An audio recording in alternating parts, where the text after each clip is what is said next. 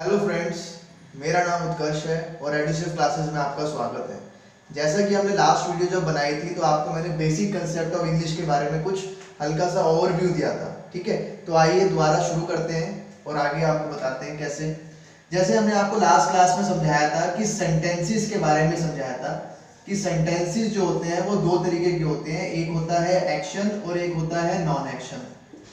ठीक है, और इसमें आपको मैंने ये बताया था कि ये जो एक्शन वाले जो सेंटेंसेस होते हैं इसमें क्या होता है, वर्क होता है।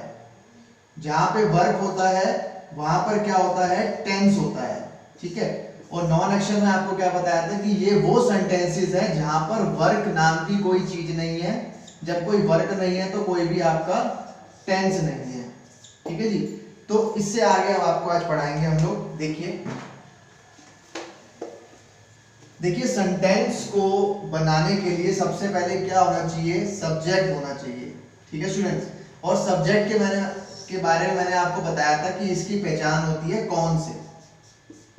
ठीक है स्टूडेंट्स, इसके बाद आपको पता होना चाहिए आपका हेल्पिंग वर्ब।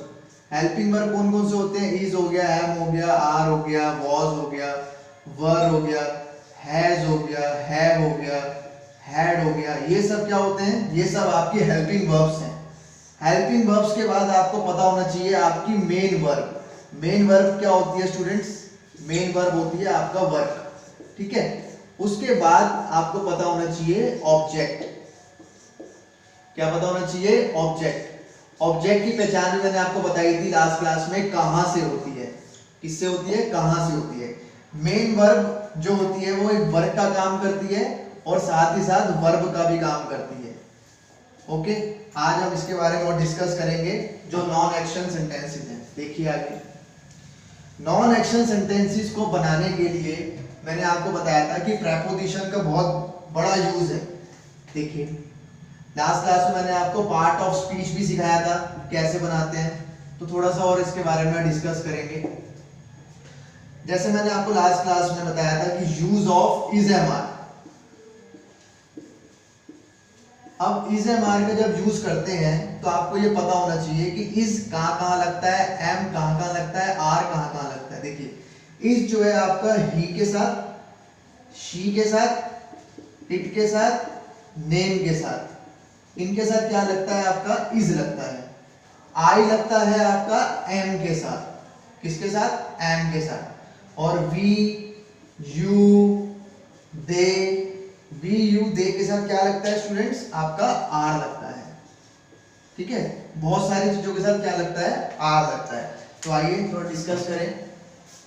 ये सब आपको पता होना चाहिए कि इस कहां लगता है, एम कहां लगता है, आर कहां लगता है। मैंने आपको ये भी बताया था लास्ट क्लास में कि सब्जेक्ट जो होते हैं ये दो तरीके के होते हैं, एक सिंगुलर होते हैं और एक प्लूरल होते हैं।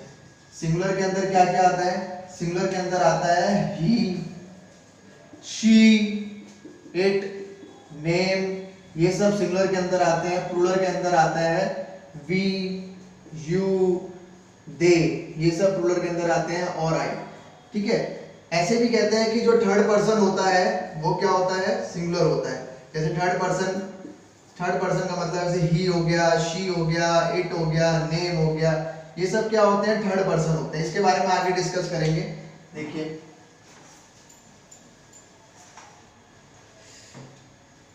अब थोड़ा सा और देखिए आगे। जैसे मैंने आपको थोड़ा पार्ट ऑफ स्पीच के बारे में बताया था कि हम सब हरिद्वार में हैं, हरिद्वार में हैं। तो मैंने आपको बताया था कि घर पे आप पार्ट ऑफ स्पीच की थोड़ी सी प्रैक्टिस करना, तो होप यू आपने प्रैक्टिस करी होगी।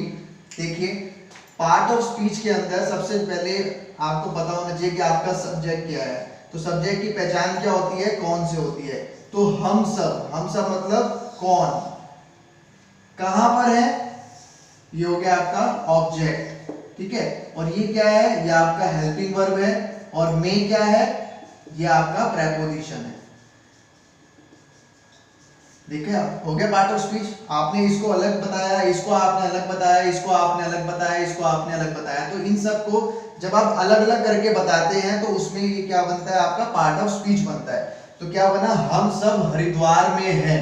अगर आप इसको इंग्लिश में ट्रांसलेट करेंगे तो कैसे होगा ये, वी ऑल, अब वी के साथ क्या लगता है स्टूडेंट, आर, और बहुत सारे लोग हैं तो इसलिए क्या लगेगा, आर लगेगा, we all are in.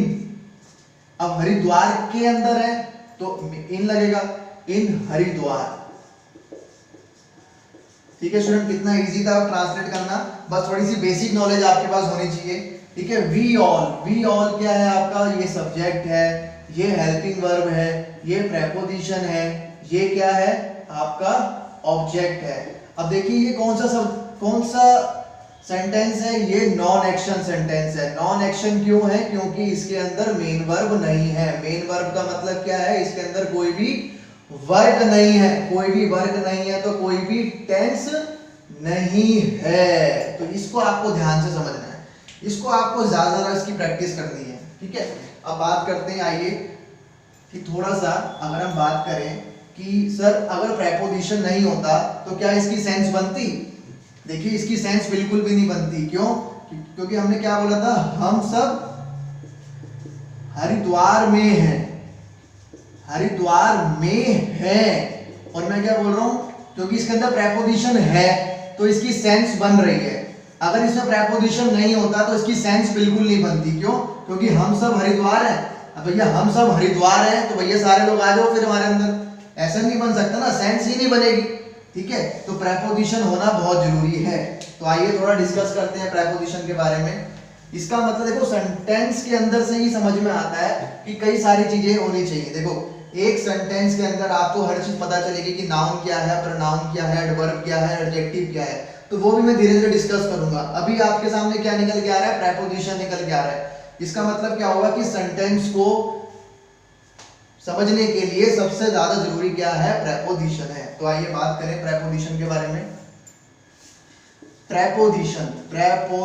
Preposition का मतलब मैंने आपको बताया था कि सेंटेंस को डेकोरेट करना, सेंटेंस को डेकोरेट करना या सेंस बनाना, उसको क्या बोलते हैं हम लोग, प्रेपोजिशन बोलते हैं।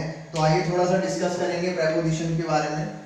देखिए सबसे पहले ये सारी चीजें बेसिक कंसेप्ट्स हैं, सारा बेसिक कंसेप्ट्स है। अभी आपको सिर्फ एक इंग्लिश के बारे में ओवरव्यू दिया जा रहा है कि ग्रामेटिकल चीजों में सेंटेंसेस को बनाते हैं या इंग्लिश स्पीकिंग जब सीखते हैं तो क्या क्या चीजें हमें पता होनी चाहिए, ये सब बेसिक कंसेप्ट्स है। आइए देखिए सबसे पहले day, date, month, year, time और प्लेस। सबसे ज्यादा जो इंपॉर्टेंट चीजें होती हैं प्रेपोजिशन में वो क्या है, इन, ऑन और एट। इन, ऑन और एट। इन का मतलब अंदर, ऑन का मतलब ऊपर, एट का मतलब पर। अब इसको बताएंगे कि किस किस चीजों के साथ ये सारी चीजें आती हैं। जैसे देखिए डे, डे जो है ऑन, डेट भी ऑन, मंथ इन, ईयर भी इन, टाइम और प्लेस के साथ एट का यूज होता है। ठीक है, मतलब डे से पहले ऑन प्रेपोजिशन आता है, डेट से पहले ऑन प्रेपोजिशन आता है, मंथ से पहले इन प्रेपोजिशन आता है, ईयर से पहले इन प्रेपोजिशन आता है और टाइम और प्लेस से पहले एट प्रेपोजिशन आता है। देखिए जैसे अब डे, डे का मतलब आपको पता ही है, मंडे, ट्यूसडे, वेडनेसडे, थर्सडे। इनसे पहले क्या आता है, ऑन आता है। जैसे on Monday, on 28 April, in March, in 1997 at 4 o'clock। जैसे हम बोलते हैं कोई भी प्लेस, कोई भी प्लेस मतलब आप किस जगह पे खड़े हैं, किस जगह पे आप स्टैंड हैं। जैसे ही मैंने बोला I am stand at bus stop, तो बस स्टॉप क्या है, एक कॉर्नर है, एक कॉर्नर है, एक प्लेस है। जब भी एक कॉर्नर और एक प्लेस के बारे में बात करेंगे तो उससे पहले कौन सी प्रेपोजिशन आएगी, एट नाम की प्रेपोजिशन आएगी। तो स्टूडेंट ये सारी चीजें बहुत इंपॉर्टेंट है। जैसे मैंने बोला कि कोई सा भी ऐसे सेंटेंस ले लीजिए कि आज ट्यूसडे है तो टुडे इज ऑन ट्यूसडे, तो डे से पहले क्या लगा, प्रेपोजिशन लगा। तो ये सारी चीजें बहुत इंपॉर्टेंट है, बच्चे बहुत मिस्टेक करते हैं इन सब चीजों में, ठीक है। तो अब इन सब चीजों को ध्यान से आप नोट करें, अपने प्रैक्टिस करें और नोट्स बनाएं। देखिए और भी कई सारे प्रेपोजिशन है, जैसे मैंने आपको भी ये इन ऑन एट के बारे में बताया, ऐसे ही देखिए बिटवीन है। अब ये सब आपको ओवरव्यू दिया जा रहा है, जब आपको अलग से इसका प्रेपोजिशन नाम का चैप्टर कराया जाएगा तो उसमें सब कुछ समझाया जाएगा। अभी सिर्फ आपको बताया जा रहा है कि बेसिक कंसेप्ट्स ऑफ इंग्लिश में होता क्या क्या है। बिटवीन, अमंग, देखिए बिटवीन जो है ये दो लोगों के लिए यूज में आता है, ठीक है। दो लोगों के, दो पर्सन, टू पीपल्स या टू पर्संस के लिए यूज में आता है, टू पर्सन के लिए यूज में आता है बिटवीन। अमंग जो है ये दो से ज्यादा, मोर देन टू से ज्यादा के लिए यूज में आता है। जैसे my father is distribute a property between two sons, okay. तो दो लोगों के बीच में जब आप कोई प्रॉपर्टी को बांट रहे हो तो वहां पर बिटवीन का यूज आएगा। जैसे I have distribute food among poor peoples, तो पुअर पीपल्स तो बहुत सारे हो गए ना, दो से ज्यादा होंगे ना पुअर पीपल्स, तो उससे पहले क्या लगेगा, अमंग लगेगा, ठीक है। तो ये सब क्या है, प्रेपोजिशन ही तो है आपकी। और देखिए आपको कोई बिना इंग्लिश स्पीकिंग या बिना उसके टेंसेस के ही आप लोग देखिए इंग्लिश बनाना सीख रहे हो, सेंटेंसेस बनाना सीख रहे हो, किसकी हेल्प से सीख रहे हो, प्रेपोजिशन की हेल्प से सीख रहे हो। तो इसलिए प्रेपोजिशन बहुत इंपॉर्टेंट चैप्टर है, ठीक है। कई सारे टीचर्स जो होते हैं कहते हैं नहीं टेंसेस आना बहुत जरूरी है, टेंसेस के बिना आप इंग्लिश स्पीकिंग नहीं सीख सकते।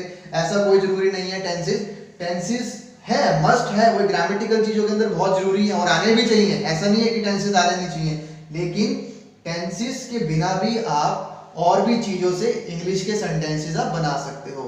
देखिए आज थोड़ा सा आपको बताऊंगा टेंस के बारे में कि टेंस क्या होता है, ठीक है। ये आपका लास्ट टॉपिक है आज का, क्योंकि आज सिर्फ एक बेसिक कंसेप्ट्स ऑफ इंग्लिश की क्लासेस में आपको यहाँ पे ओवरव्यू दिया जा रहा है कि इंग्लिश होती क्या क्या है।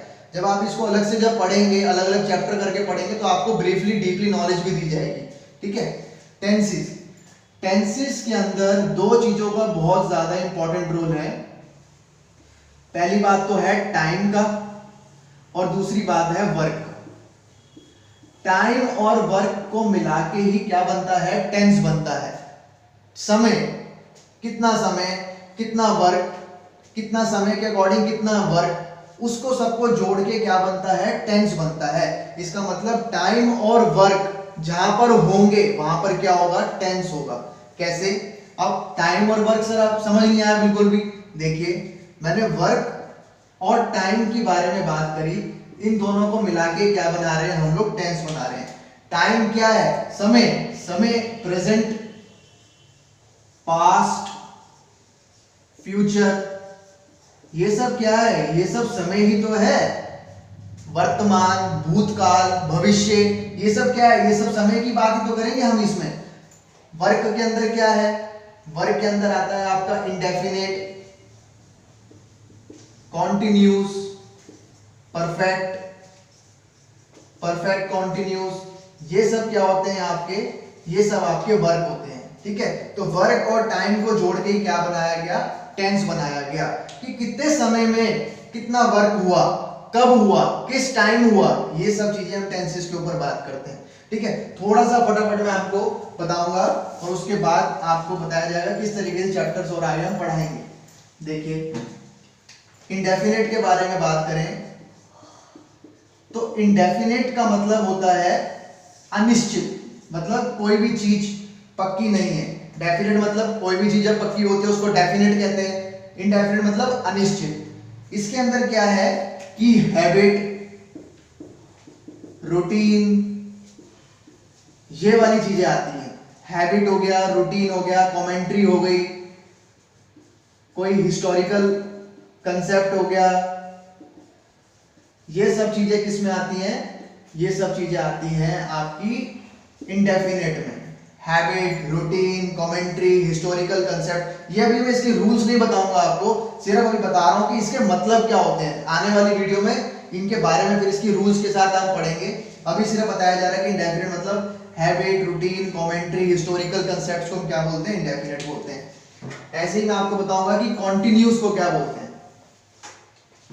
कॉन्टिन्यूस का मतलब है कोई काम चल रहा है, कोई काम अभी चल रहा है, काम चल रहा है,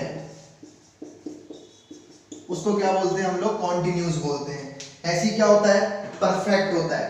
परफेक्ट का मतलब क्या होता है कि काम हो चुका है, काम आपका कंप्लीट हो चुका है, कंप्लीट हो चुका है, चुका है जिसके लास्ट में चुका है, चुके हैं, दिया है, लिया है, ये सारी चीजें आती हैं तो उसको हम लोग क्या कहते हैं, परफेक्ट कहते हैं। ओके, परफेक्ट का मतलब कंप्लीट हो चुका है, मैंने उसे मार दिया है, मतलब काम खत्म हो चुका है, मैं अपना खाना खा चुका हूं, तो ये सारी चीजें परफेक्ट में आती हैं। और लास्ट है आपका परफेक्ट कॉन्टिन्यूस। परफेक्ट कॉन्टिन्यूस, जैसे मैंने आपको बताया कि कॉन्टिन्यूस में कि काम चल रहा है, ऐसे क्या होता है परफेक्ट कॉन्टिन्यूस में कि काम कब से चल रहा है, कब से चल रहा है, कब से चल रहा है, तो इसका मतलब क्या है, इसके अंदर क्या आ रहा है, इसके अंदर समय आ रहा है। ठीक है स्टूडेंट्स, तो काम कब से चल रहा है तो इसका मतलब समय आ रहा है, तो उस चीज को हम लोग परफेक्ट कॉन्टिन्यूस में पढ़ेंगे। ओके स्टूडेंट्स, तो अभी हमने आपको सिर्फ एक ओवरव्यू दिया है कि कोई भी सेंटेंस को बनाने के लिए प्रेपोजिशन कितना इंपॉर्टेंट है। उसके बाद मैंने आपको टेंसेस के बारे में कुछ बताया कि टेंसेस अगर पढ़ना है तो इसके अंदर दो चीजें बहुत इंपॉर्टेंट है, टाइम प्लस वर्क। टाइम आपको मैंने बताया कि प्रेजेंट, पास्ट, फ्यूचर, इन सबको टाइम ही बोलते हैं। और वर्क में आपको बताया कि इंडेफिनेट हो गया, कॉन्टिन्यूस हो गया, परफेक्ट हो गया, परफेक्ट कॉन्टिन्यूस हो गया, ये सब आपके वर्क होते हैं। तो इन सब चीजों के मैंने आपको बताया, होप यू अंडरस्टैंड। आपको कोई भी इसमें प्रॉब्लम लगे तो आप कमेंट में हमें बता सकते हैं। आपको वीडियो अच्छी लगे तो बेटर अच्छा कमेंट करें। ओके, और हमारे आने वाली वीडियो में आपको और भी कई सारी चीजों के बारे में बताया जाएगा। ठीक है, आज के लिए अभी इतना ही, इसको आप ध्यान से पढ़ें, अच्छी तरीके से नोट करें। ओके, और thanks for watching my video.